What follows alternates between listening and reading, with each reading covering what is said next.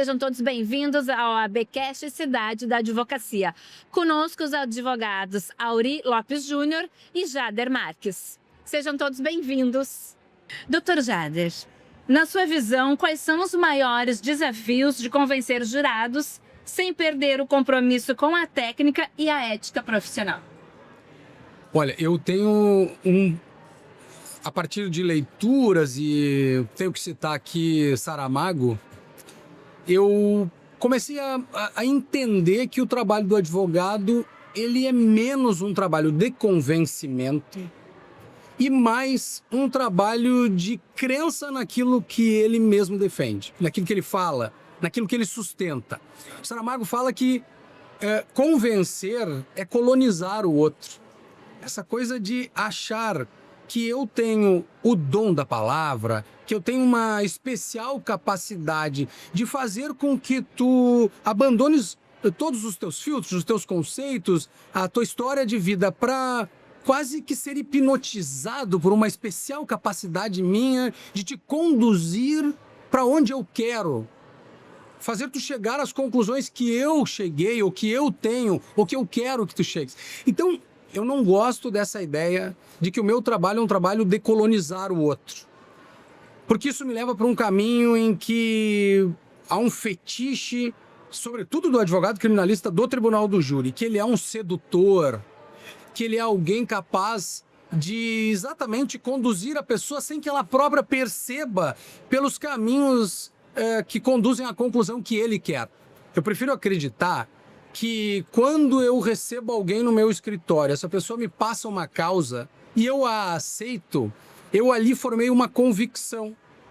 Aliás, foi por isso que eu aceitei essa causa. Porque eu percebi que há uma tese jurídica, tecnicamente consolidada, enfim, consistente, né? Que há prova suficiente para embasar o discurso em torno dessa tese. Então eu vou para o plenário com uma gana, com uma garra, com uma força, e ela gira muito em torno daquilo que eu acredito. Porque eu penso que o que nós temos que fazer quando a gente fala, isso vale para a sala de aula, isso vale para palestra, e isso vale para o nosso trabalho. A gente precisa acreditar naquilo que a gente está dizendo. E o que a gente está dizendo precisa ser verdade para nós mesmos. É a ideia de que eu preciso ser leal comigo. Eu posso sustentar, por exemplo, no plenário do júri, uma tese de dolo eventual que eu mesmo não acredito, eu não me sentiria bem, não faço isso. Portanto, ao invés de convencer, eu prefiro pensar que a crença que eu tenho na tese que eu sustento me transforma numa pessoa capaz de liderar aquele momento, conduzindo as pessoas comigo pela palavra, pela capacidade de comunicação e tal. E aí vem uma coisa muito importante. Meu pai me ensinou que o líder é o sujeito que vai atrás. Há aquela legião de pessoas caminhando e quando elas precisam de algo para entender o caminho por onde elas querem ir, elas olham para trás e procuram o olhar do líder. Eu acho muito bonito isso, porque o líder não é o sujeito que vai na frente dizendo o caminho. Ele vai atrás propondo o caminho. E é nesse sentido, até por uma coisa um pouco poética, mas é isso, assim. Menos convencimento, menos idolatria, menos essa coisa da submissão da pessoa ao meu modo de ver o mundo e mais um convite a olhar por esse modo de ver, por esse modo de ser e quem sabe encontrar aí uma solução, um caminho para a verdade. O senhor também divide dessa opinião? O Jader acabou de provar mais uma vez o quanto ele é sedutor e domina a arte de convencer. Acabou de me convencer até esse Saramago. Mas eu concordo plenamente, o Jader tem toda a razão, ele está coberto de razão no que está explicando. Óbvio que a comunicação com o jurado tem uma especificidade, exatamente por ser alguém que é um leigo, isso é muito bom, mas é uma comunicação diferenciada. Então, além de tudo isso, nós temos que ter um alinhamento nessa comunicação para conseguir realmente mostrar o que nós queremos mostrar para que ele possa crer, mantê-lo em crença. E além disso, eu só me arriscaria a somar, Jader, no teu pensamento, que a gente no júri ou em qualquer julgamento busca muito um processo de identificação. Na psicanálise, identificar é ficar idem. Eu preciso fazer com que o jurado se coloque no lugar do meu cliente, naquele lugar, naquele momento, naquela situação, para compreender minimamente por que ele reagiu daquela forma. Então, essa arte de fazer com que ele se identifique, que é colocar no contexto, contar a história, sabe? Era um dia de sol, tinha vento, eu vou inserindo na história para que o jurado se coloque naquele lugar. E se o jurado atingir um nível de consciência para dizer, eu teria feito a mesma coisa, você cumpriu o seu papel, sabe? Então isso é muito importante. Por isso que o trabalho do advogado nesse espaço que é o júri, que é um espaço muito peculiar e sagrado até, é diferente. É diferente de um tribunal com ministros, juízes. Ali é uma outra especificidade e você tem que dominar esse cenário, essa comunicação, essa fala, para fazer com que ele se identifique, para que ele compreenda o que você está falando e tudo isso aconteça. O senhor atua em casos de grande repercussão nacional, como a Boate Kiss e do menino Bernardo. Como um advogado consegue conciliar a defesa técnica do cliente com a intensa pressão da opinião pública e da mídia? Isso é uma das coisas assim, mais marcantes na minha advocacia, é a percepção, a percepção de que um caso rumoroso chamou outro caso rumoroso, que chamou outro, e isso acabou gerando uma espécie de marca, o advogado dos casos rumorosos. E tem uma coisa muito interessante, eu tenho certeza que isso acontece com a Auri também, algumas pessoas nos procuram, às vezes até advogados, eles procuram dizendo o seguinte, olha, eu tentei tudo que eu podia, agora só tu, só contigo. E algumas pessoas já me falaram isso do Auri, por isso que eu estou citando essa situação, assim, de achar que o cliente, ele acha que chegou num determinado limite, e às vezes o próprio advogado com o cliente, eles dizem, olha, eu fui até onde eu acho que eu posso ir. E sempre achando que eu, né, na visão dele, posso ir além, né? Porque advogar nesses casos traz algo, acrescenta algo no nosso modo de enfrentar o processo, que é a capacidade de fazer frente à pressão. Isso é algo que quem não tem essa habilidade, quem não vive isso e se especializa, vai adquirindo, entre aspas, né, essa casca, né, sofre muito.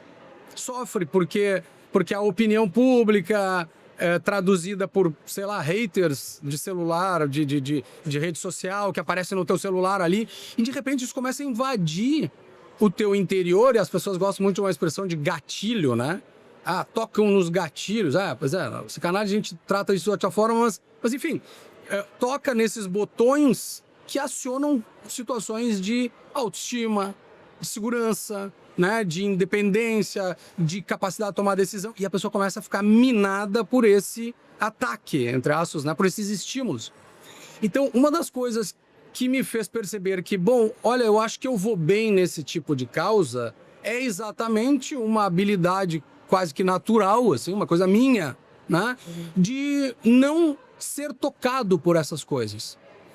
Ao contrário, quando eu vejo o familiar da vítima me agredindo, como eu fui fisicamente agredido por uma mãe, né, de vítima da boate, ela me deu um tapa. Essa foi talvez o ápice desse lugar onde eu precisei muita serenidade, muita calma, e inclusive a ajuda do meu velho, nesse caso, numa conversa que nós tivemos, para que eu serenasse a agressão dentro de mim e percebesse que, nas palavras dele, né, ela é uma mãe ferida, ela tem o direito de fazer qualquer coisa. Cabe a ti agora ter a serenidade e a calma para saber que o teu papel é outro. E o velho disse mais, ele disse, olha, daqui uns anos, daqui um tempo, pela tua advocacia, tu vai ver que eles vão entender o teu papel. E eu abracei essa mãe num julgamento do tribunal por uma iniciativa dela. E eu posso dizer que hoje ela é uma pessoa que ela é minha amiga de rede social, sabe? Então se cumpriu a profecia do velho. Por conta do quê? Dessa capacidade de entender a dor das pessoas. Eu vou falar sobre isso na palestra, que é a questão da IA, né? Inteligência artificial, e a dor de julgar, que na verdade é a dor de julgar, a dor de acusar e a dor de defender. Não há, por mais que nós queiramos, e aí a gente vai acabar falando de psicanálise aqui o tempo inteiro, mas é porque ela atravessa a nossa profissão, muitas pessoas aqui não percebem, né? Na psicanálise a gente percebe que eu posso fazer usar um mecanismo de negação. Isso não quer dizer que essas coisas todas não estão lá, né? O juiz, quando julga, ele é marcado pelo processo. O acusador, quando acusa, ele é marcado pelo processo e nós... Só que a gente mostra isso, a gente é muito afetado e atravessado pela dor do cliente. Saber, portanto, lidar com isso é uma das habilidades indispensáveis para quem vai atuar na justiça criminal. E eu termino essa resposta dizendo o seguinte: aprender a lidar com a imprensa. Com profissionais que te ajudam para trabalhar com isso, fazer a interlocução com a imprensa, te ajudam a tomar o caminho certo, a usar os mecanismos que são os modos pelos quais o comunicador ele chega na fonte, né? Então todas essas coisas são técnicas, são importantes e a gente precisa estar atento a isso também. Doutor Aury, em um contexto de crescente pressão por respostas rápidas do sistema de justiça, como conciliar eficiência processual com a preservação das garantias fundamentais do acusado? Essa pergunta é uma pergunta extremamente complexa. Exatamente porque... Dá para muitos podcasts. Não, dá para muito. Eu até vou aproveitar ela para entrar um pouquinho no que o Jader falou, para chamar a atenção do quanto a velocidade da sociedade contemporânea afeta a nossa relação, não só mais com a mídia tradicional, que já nem é mais o nosso algoz, né? Nosso problema hoje são redes sociais. Antigamente a gente tinha um problema com o jornal da cidade, né? Agora já não de existe papel, mais, né? Entendeu? Nosso problema hoje, pela velocidade, já é redes sociais, que nós somos atacados, enfim, por redes sociais, e o reino da fofocolândia, né? Sim. Em redes sociais, que realmente cansa. Até porque tem um detalhe, né? Que o Jader falou, e eu queria frisar, a confusão que as pessoas fazem entre a figura do advogado com a figura de quem ele defende, do cliente. O fato de eu defender alguém não significa que eu pactue com o que eventualmente ele tenha feito, seja sócio, eu acho bonito. Eu estou apenas defendendo regra do jogo. Mas essa velocidade e essa confusão de papéis gera muitas vezes, sabe, uma postura agressiva e a gente sofre. Sim, sofremos, vamos desenvolvendo uma casca grossa para tentar nos imunizar, mas sim, tem momentos que é profundamente cansativo. E, Aury, uma das coisas que é chocante, assim, é surpreendente, é perceber que muitas vezes o ataque ou a leivosia que é trazida, assim, raivosa, ela vem de um advogado, de um advogado. Isso dói mais. É a coisa mais incrível. Vou falar sobre isso hoje, inclusive, isso é entendeu? incrível. É algo incrível. É o fogo amigo chamado, Esse né? fogo amigo cansa. É incrível. Nós não estamos imunes a críticas, jamais. Jamais. Nós estamos falando diferente. Nós estamos falando do espírito de porco. Quer dizer, o cara que é colega e deveria compreender muito melhor o nosso lugar e faz ataques de leigo, faz ataques para ter like, joga para uma torcida que não era para ser a dele. Ou seja, isso é um tema que a gente tem que falar hoje. Ética. Ética na advocacia, sabe? Mas voltando ao teu ponto. Nós temos uma sociedade hiperacelerada, regida pela velocidade, e que de repente vai ter um conflito, uma colidência com a velocidade do direito. É o que a gente chama de tempo social e tempo do direito. Existe um tempo na sociedade e um tempo da sociedade. E um tempo no direito e um tempo do direito. Esse conflito, esse choque de temporalidades diferentes, claro, faz com que as pessoas querem respostas instantâneas e imediatas. O direito tem o seu tempo. Um tempo para investigar, um tempo para acusar, um tempo para defender, um tempo para julgar. Eu preciso respeitar essas temporalidades. Mas as pessoas que vivem no instantâneo, no momento, tocam no celular e que é na hora, elas querem que a pena caia na cabeça naquele dia. Inclusive, nós acabamos pagando um preço muito caro no processo por conta dessa aceleração do ritmo social. Exemplo, prisões cautelares. Por que se banalizou tanto a prisão cautelar? Porque quando tem uma operação da Polícia Federal ou da polícia, tem uma viatura lá, preta e dourada na porta, a pessoa tem que sair de lá presa e pobre, com tudo bloqueado, uma presa. Se ela não sai presa, todo mundo tem a incômoda e molesta sensação de que haverá impunidade, porque não querem esperar ter um processo. Isso é muito ruim. Então nós banalizamos a prisão, nós prendemos primeiro para corresponder a essas expectativas e esses anseios sociais, o que é um grande erro. Então, em suma, hoje em dia, o tempo social e essa aceleração estão atropelando o tempo do direito. Julgamentos acelerados, atropelo, isso é muito ruim, é péssimo. E é muito interessante que o Aury está falando que é assim, eles precisam, essa sensação, assim, esse coletivo, a sensação de que o sujeito foi preso naquele momento. É imediato. Não pode esperar. Mas mais do que isso hoje. Tem que ser preso. Ó, ele tem que ser preso. Mas é indispensável e a imprensa carrega essa, no sentido amplo. Hoje a imprensa é qualquer um com o celular na mão, né? Sim. Carrega essa ideia de que precisa fazer a exposição do corpo, claro. Sabe? É um Pierre ritual. Rivière, né? É um ritual. É aquele negócio, tem que pegar o Damiens Humilhação. e expor ele pra quê? Porque Enxovalhamento. maior e mais importante, maior a sensação, né, de resposta é se a gente filmar, se a gente viralizar essa exposição dele e, com isso, gerar aquilo que hoje é o cancelamento de tal maneira Social. que haja uma repercussão. Ah, ele tinha seguidores, não tem mais. Viu? Ele Ele tinha foi. emprego e não tem mais. Ele tinha Ele tinha família e alguma não tem coisa e não mais. tem mais. Ah, ele parece que até ele tentou suicídio. Ufa, É o gozo. conseguimos, É o conseguimos aquilo que nós queríamos. Não, é muito triste. Agora ninguém nem quer saber mais do resultado. Não, Tá. e morreu, que bom que não fui eu. É. Nós coisificamos. Sim, É as isso, pessoas pensam é isso, assim, é isso. entendeu? E outra, já o velho Carnelucci dizia, talvez a maior miséria do processo penal é que pra saber se você deve punir alguém, você já vai punindo. O processo já é uma punição. O problema é que as mídias sociais e essa aceleração agudizam, agravam sobremaneira esta pena processual. E muitas vezes no final a pessoa é absolvida, mas ela já morreu.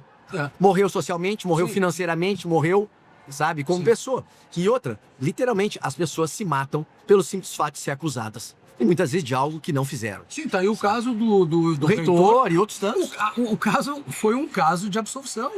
É, surreal. Isso acontece. E é muito triste. Ele era um absurdo desde o início, mas ele teve que tramitar daí a partir da morte. Ele ficou muito grave, muito pesado, então ele teve que tramitar. O que era essa tramitação? Era um tempo necessário para a gente esquecer um pouco que o processo de exteriorização e de achincalhamento de uma pessoa séria levou essa pessoa à morte. Então agora calma.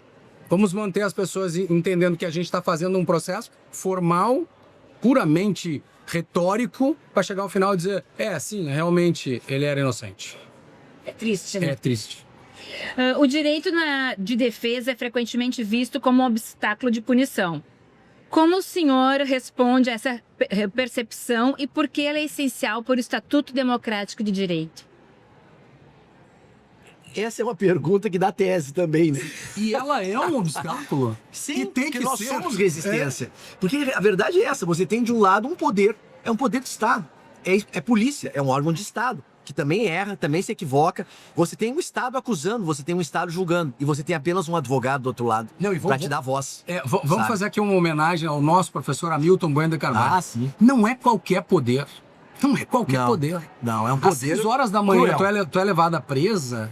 E não importa que o teu filho vai ficar, por exemplo, sozinho em casa. Nem Que, tu não tem, chorando. que ele não tenha uma rede. Não importa as tuas contas. Não importa o teu exame vital da tua doença grave que tu tinha à tarde. Nada importa.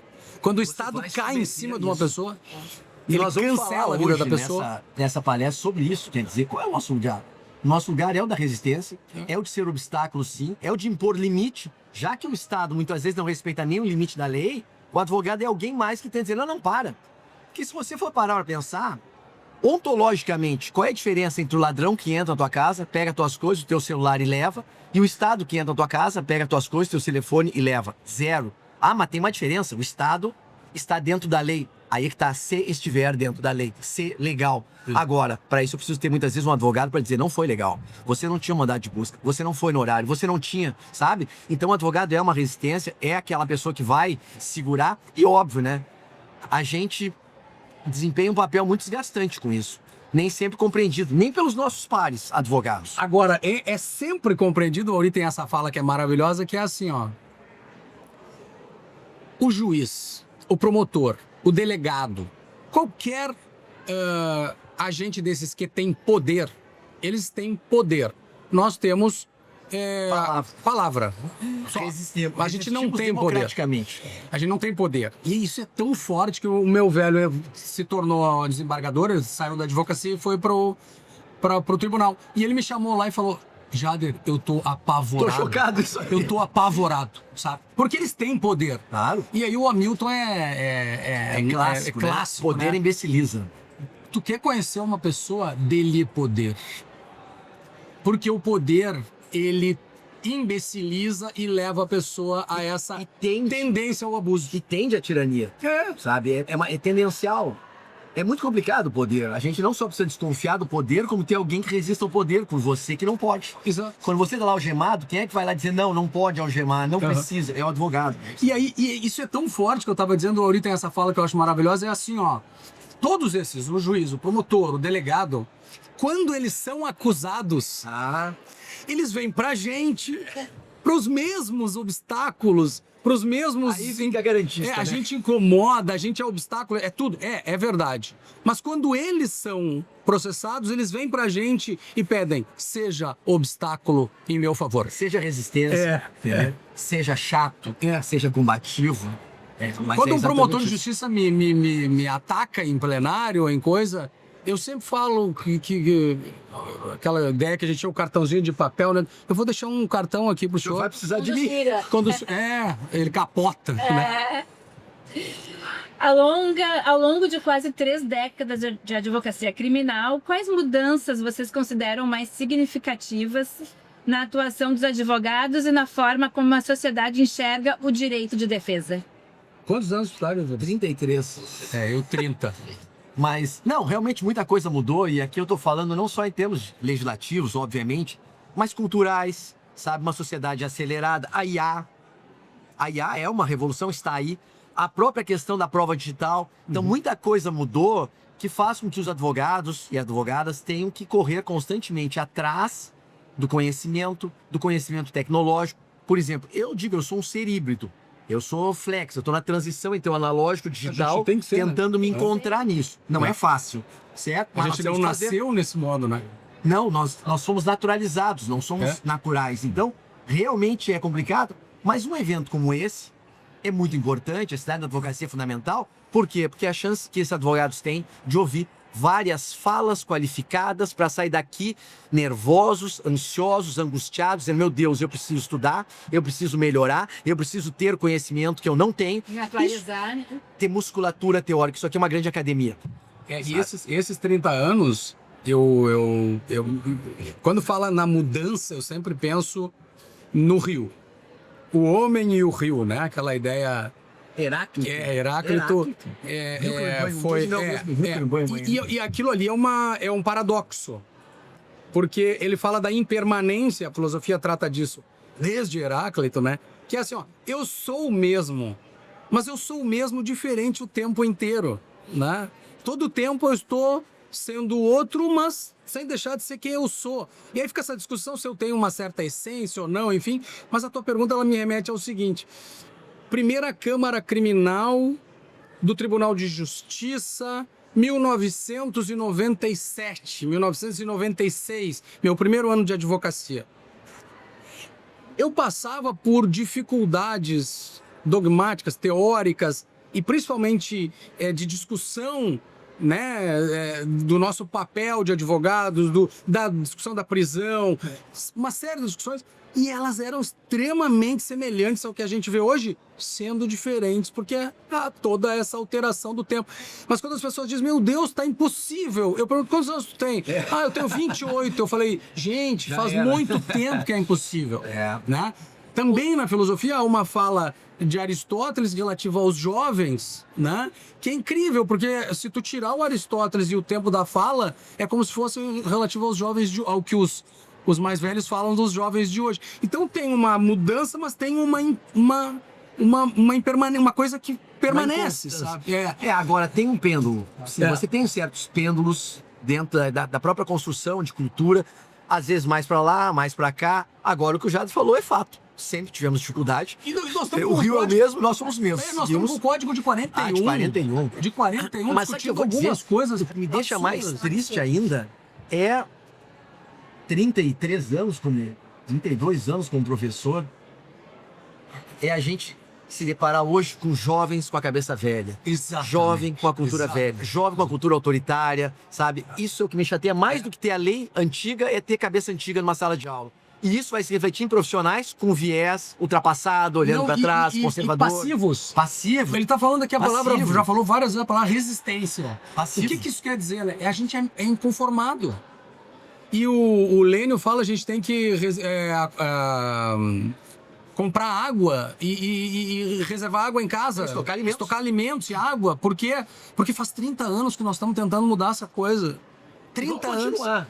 Só Porque que aí tá. a gente vai continuar. É o enquanto anseio as coisas forem constante por uma mudança. Porque mesmo que eles mudem isso, vai estourar lá. Porque tudo isso aqui é uma engrenagem muito complexa de um delicado relógio, onde você mexe uma engrenagem e cobra o preço lá na frente. E a gente está sempre ajustando esse relógio, entendeu? Mas é esse o nosso lugar, né? É isso. E é isso. E sempre com a consciência, mas com uma consciência muito viva de que o direito não é o que os juízes dizem ou o que eles acham.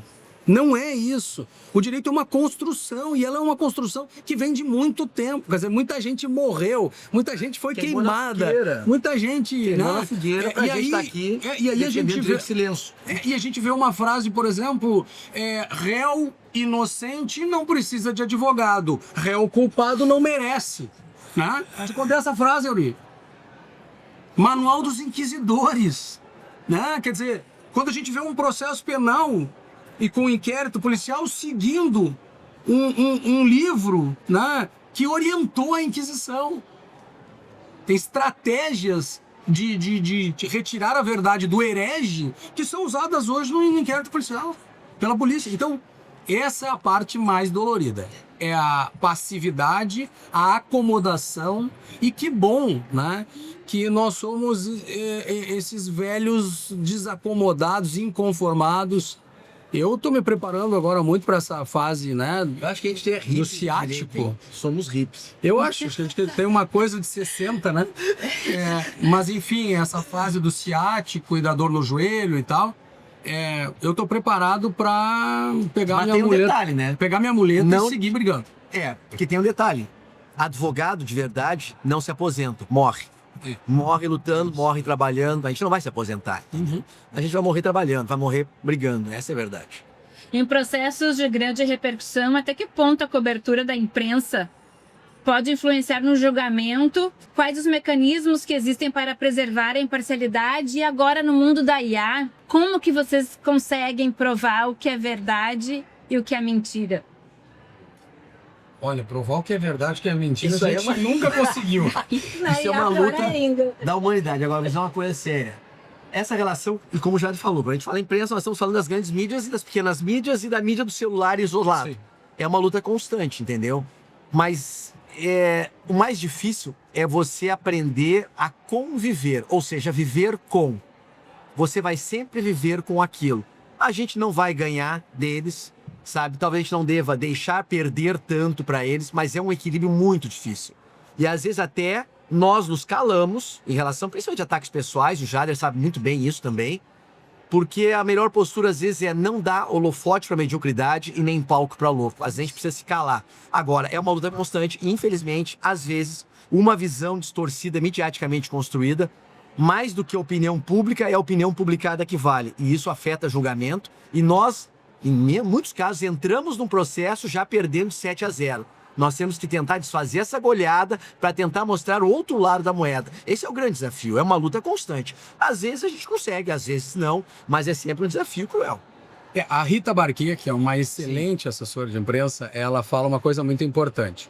Acontece um fato, ele é levado para a polícia. O registro de ocorrência, prisão de alguém, comunicação do fato. Então, esse fato, primeiro agente que toma contato com o fato é a polícia.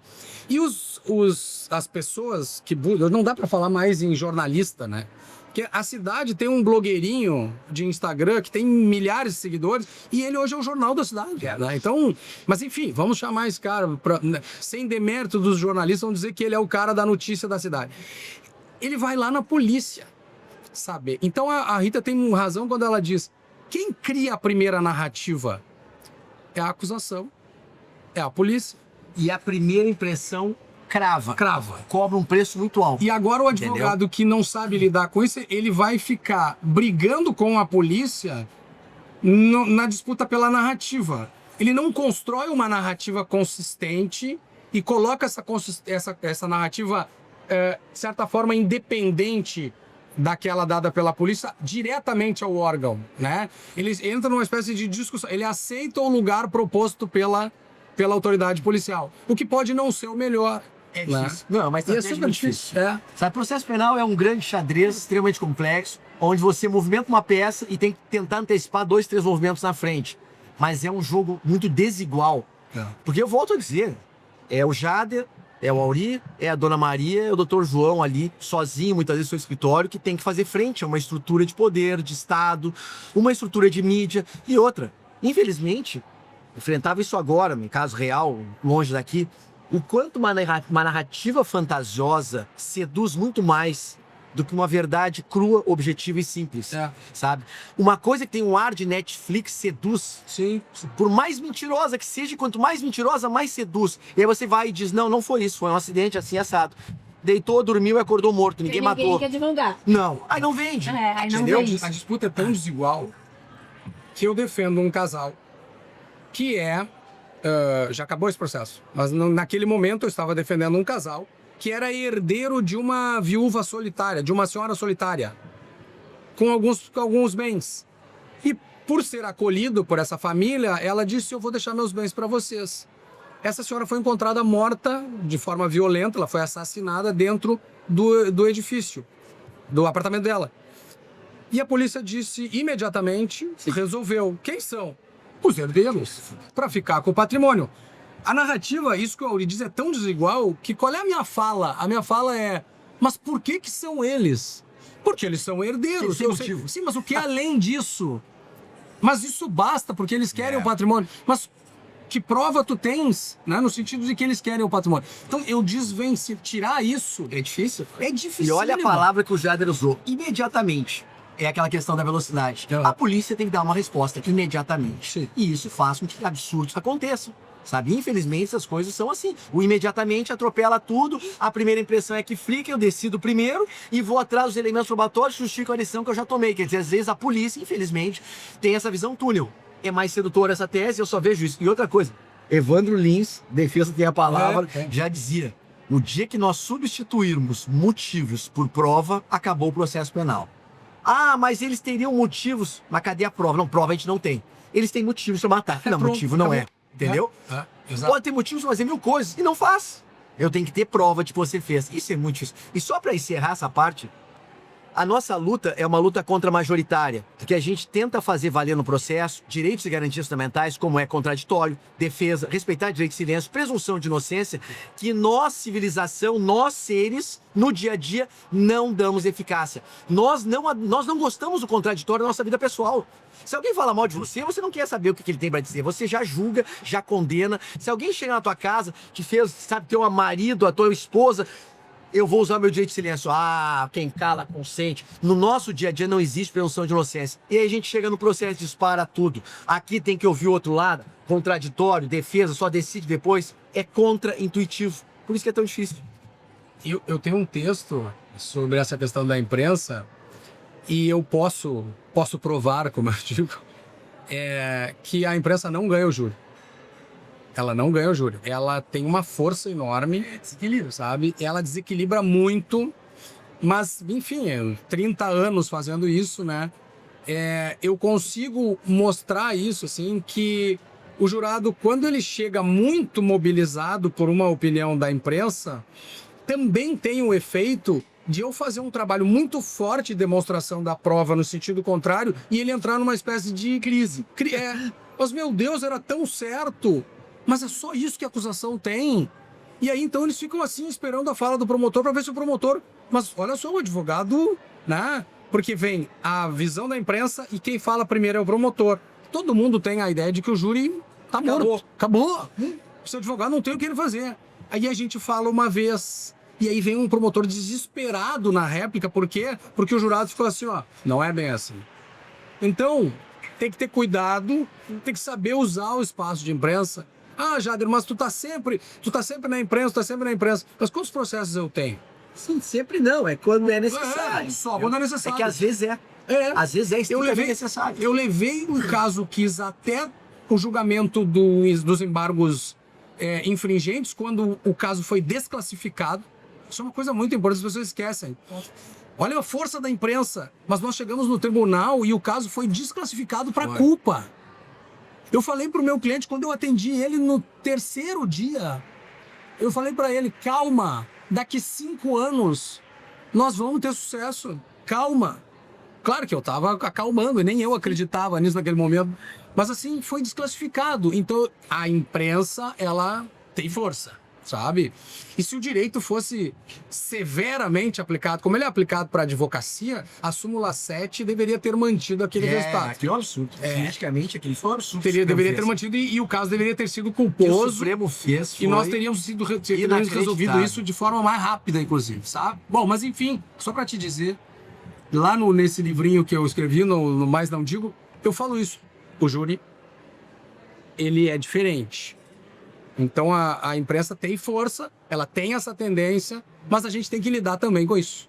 Então, para encerrar, para os estudantes e jovens advogados que sonham em atuar na advocacia criminal, quais competências vocês consideram indispensáveis para construir uma carreira sólida, ética e respeitada? Cara, a impressão minha, cada pergunta dá um podcast inteiro. Dá, inteiro. É incrível, Não, a gente né? acabou a palestra aqui, eu tinha que anotar essa porra. Mas quem sabe que a gente passa o Pode podcast. passar o podcast, tá resolvido, cara. É melhor, entendeu? Muito bom, muito bom. Parabéns pela condição. Que para o ímpar. Não, é uma coisa bem importante, assim. E eu tô, né? Quando eu me dei conta, acordei agora, esse ano, um determinado dia aí, acordei em 2026. E, cara, eu tenho 30 anos de advocacia. Para começar, eu sempre olhei para frente e achei. O que eu diria pra ti há 30 anos atrás? Aí que tá. Eu olhava Me fala isso. eu olhava para frente, um cara de 50 anos, para mim, era um velho. Era velho, acabado, né? É? Quase morrendo. Então eu sei que eu sou um velho. Tá, eu sou um velho. Tá, Tô tudo quase bem. morrendo, mano. Eu sou um velho. Tá, essa é a primeira constatação. A segunda é, eu dizia assim, o ano que vem, daqui 2 anos. O ano passado, 2 anos atrás. E hoje eu consigo falar há 30 anos. É assustador, né? É assustador. É assustador. Quando aconteceu isso? Há 32 anos. É. Quando que tu fez tal coisa? Há 25 anos atrás eu tava fazendo alguma coisa. E, gente, isso é incrível, né? E aí o que eu fiz daí? Fui olhar assim, eu falei, bom, eu saí da faculdade em 1999. O José Francisco Olhós da Silveira, ele me convidou para escrever um código comentado. E eu falei, mas eu não tenho capacidade para fazer isso. E ele falou, tem sim, se não tivesse eu não tinha te convidado. Bom, eu baixei a cabeça, botei 10 livros de todos os autores que eu tinha para cada artigo e fui do 0 ao 120 fazendo um trabalho para o qual eu não tinha nem musculatura teórica para aquilo, sabe? Mas foi um exercício absurdo, né? 1999. Dali para frente foi especialização, mestrado. No mestrado, eu tive a oportunidade de ter sido examinado pelo Auri. Não vai contar essa história Não, agora. eu acho que Aí é outro podcast. Não, porque isso é uma coisa extraordinária, que é quando tu faz a virada de uma advocacia, de uma presença no direito ingênua, sabe? Para uma possibilidade de uma atuação crítica, sabe? E quando o Auri me derruba do alto da fala vazia, sedutora e tal, para um negócio assim do tipo, quer falar, fala. Mas estuda. Põe, como ele diz, põe musculatura teórica na tua fala. E quando ele examinou meu trabalho do mestrado, eu percebi que era preciso algo, mas não era algo mais, sabe? Era algo muito mais. E daí veio o doutorado, daí veio a faculdade de filosofia, veio a pós em psicologia, daí agora pós em psicanálise. Para quê? Para desenvolver toda e qualquer área que me habilite a entender a minha insuficiência, sabe?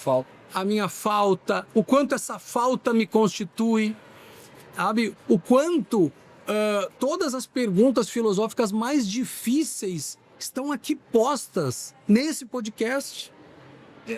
Mas isso é filosofia, isso não é vida. Mas isso não faz parte do direito. Mas tu tá teorizando demais. A teoria é uma, a prática é outra. Todas essas ideias, essas falácias, assim, a gente, quando estuda, vai percebendo que não é isso.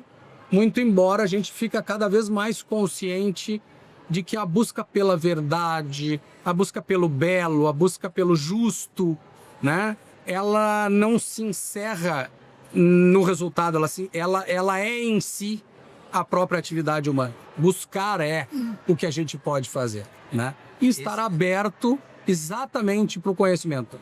Acho que a melhor coisa que a gente pode fazer na vida durante o processo todo da existência é conhecer. Quem se surpreende, quem se anima, quem sente essa coisa viva do conhecer é uma pessoa que morre jovem. Né? E são pessoas que têm a constante alegria, porque todo dia a gente aprende alguma coisa. Agora, esse é um ponto fundamental, sabe? Principalmente o jovem advogado, enfim, começo de carreira. O caminho do estudar, do se qualificar, isso é constante. É uma constância. A consciência da falta, o buraco, sempre faltará. Mas pelo menos você ter consciência de que falta já é uma grande coisa. O problema é a ilusão da plenitude. A ilusão de que, não, eu sou o cara, eu sei. Que a plenitude é boa. Que a plenitude é boa. A plenitude é a morte, entendeu? O gozo pleno é a morte, vai dizer Lacan, né? Quer dizer... Até o joguinho do Resta 1 tem que faltar uma pecinha, Tem. senão não acontece. Eu preciso ter essa consciência da falta para buscar, para ter a necessidade de se qualificar. Agora, além de tudo isso, como você falou bem, uma postura ética. Eu tenho sentido muita falta disso na advocacia, sabe? Uma ética com o cliente, uma ética com o sistema, mas uma ética entre nós também. Um advogado, uma advogada que começa a carreira, o que eu digo para eles é: tenham calma. Eu sei, eu compreendo a fome que vocês têm. Eu também tenho fome, pode ser uma fome diferenciada, mas tenho fome, já tive mais fome, mas não deixem que essa fome, sabe, impeça de vocês terem um caminho claro a seguir em cima da legalidade, da ética, de paciência, de resiliência, de se reinventar, de apanhar, de levantar, de apanhar, de levantar, de ter força. Eles vão apanhar muito. A gente apanha muito e vai apanhar a vida toda. Às vezes se iludem achando que o Jader não apanha porque é o Jader. Pelo contrário. Pra ti é fácil, esse cara. Às vezes, a gente tem que entrar mais tranquilo e pronto a apanhar, porque às vezes é o menor dos juízes que tenta humilhar o maior dos advogados. E vai ter. O ministro recebe o Jader com facilidade. Aí ele vai despachar com o juiz lá no interior e o cara dá um chá de cadeira de 2, 3 horas, dá uma humilhada para depois chegar em casa e dizer: hoje eu humilhei o Jader Marques, sabe? Aquilo é um ó. A gente sabe disso. Então a vida não é mais fácil porque você tem mais experiência, é mais conhecido. Pelo contrário, tem que ter mais responsabilidade, tranquilidade. Agora, o se qualificar é fundamental. Agir com ética é fundamental. Ter essa resiliência, essa calma é a chave de tudo. E é muito importante pensar nessa ética, né? É aquela hora que tu fecha a porta de uma peça em que tu está sozinho e, se possível, no escuro, e tu tem os mesmos valores. Né? O que tu faz quando ninguém tá vendo? O que tu faz quando desliga a câmera? O que tu faz fora do podcast? Fora do Instagram. Como é que tu é fora do Instagram? Como é que tu é fora dessa vida de aparências, né? Então isso é muito importante, porque tu tá construindo, jovem, né? Tu tá construindo uma história. Como é que tu quer ser lembrado, né? Mas não é tanto pelos outros. Mas como é que tu quer olhar para trás o teu próprio caminho, né? Foi verdadeiro? Ou foi sempre um impostor tentando sustentar uma fantasia sem consistência, sem estofo, né? E é isso. Vai ao vivo lá. Vai continuar sendo, o caminho vai continuar sendo difícil, penoso, e a gente precisa perceber que isso não é ruim. Não, desde que você tenha orgulho do que você fez. Exato. Você tem que ter consciência e tranquilidade do que você fez. Perdi, apanhei, mas fiz o meu melhor, agi de forma legal, ética, fui honesto, transparente. O que não? Ruim, agora o é difícil. O que é ruim ensina. A dor ensina. É difícil hoje. Crescer dói. O jovem se desenvolver advogado, dói. Numa sociedade como essa, muitas vezes eu sinto essa pergunta. Ostentação midiática, redes sociais, uma ostentação. Meu Deus, mas eu moro lá no interior, não tenho nada. Amigo, faz o teu caminho, a tua trajetória. Não queira ser igual a... Queira ser você, com as suas circunstâncias, o melhor possível. Entendeu? Com tranquilidade, consciência tranquila. Eu tenho que fazer aqui uma homenagem a um sujeito chamado João Pedro Guedes Marques, que eu apresentei o escritório para ele e falei: eu sou teu pai, esse escritório aqui existe há muitos anos, e uma das possibilidades é tu trabalhar aqui, o que tu acha? Ele falou: posso ficar aqui um tempo? Tá, ficou, trabalhou comigo acho que um mês.